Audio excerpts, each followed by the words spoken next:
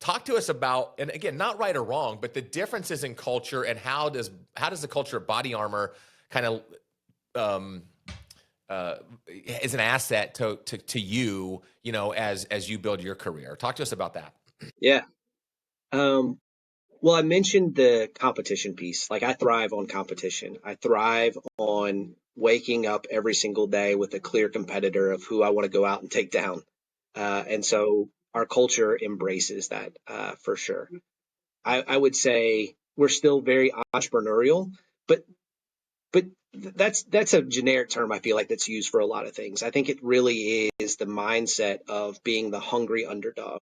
I mean, we're still a long ways away from being the share leader, but that's our clear goal right now, and that's how we're going to, and how we show up and go to business, and how we have the entire system really hyper focused on that piece. We, you know, most of your listeners will know that Kobe Bryant was one of our early investors in the brand.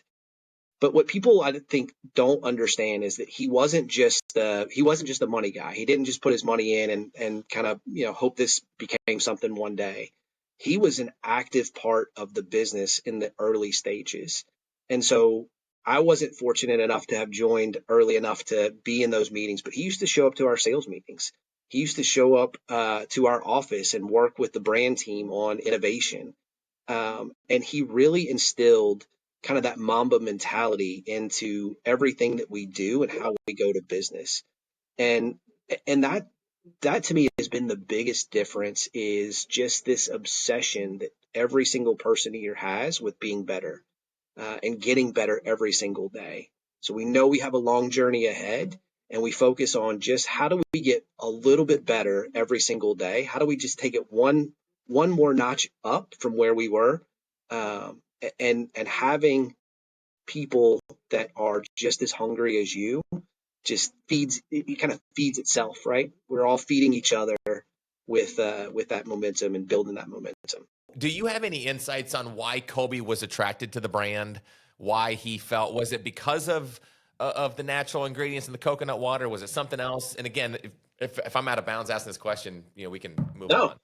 I think it's a great question. I can't speak for, obviously, for Kobe himself, Right. but I have to imagine it was the fact just how unique he was, how he was a leader in basketball, how he really wanted to make sure that he stood apart.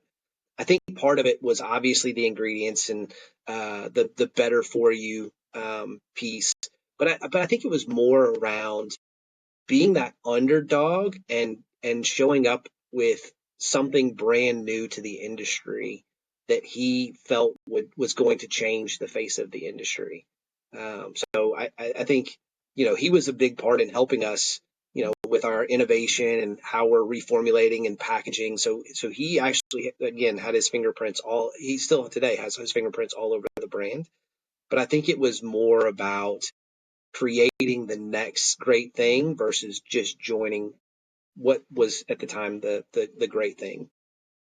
Yeah, and you mentioned he brought that Mamba mentality, right? Which is I mean, there are so many stories on him, but I mean, he seemed to he was his biggest. I mean, he challenged himself every day to play at a level that most people don't even know is even exists. So I think that was probably a major benefit. That still, like you said, that is still um, running the halls of Body Armor right now. So It's embedded in our culture every single day. We talk about Kobe. We talk about the legacy he's left us. We talk about that Mamba mentality and that, just being obsessed with better.